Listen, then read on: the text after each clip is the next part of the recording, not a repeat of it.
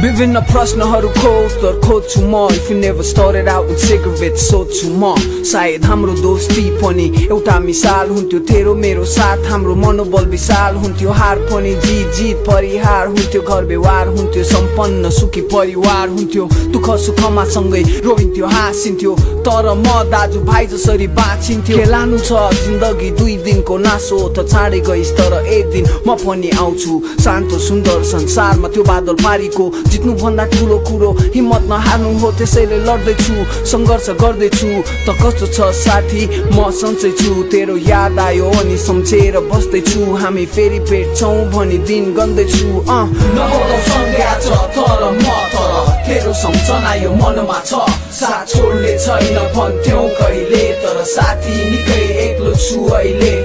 नहोला सँगै आज तर म तर तेरो सम्झना यो मनमा छ साथ छोड्ने छैन भन्थ्यौ कहिले तर साथी निकै एक्लो छु अहिले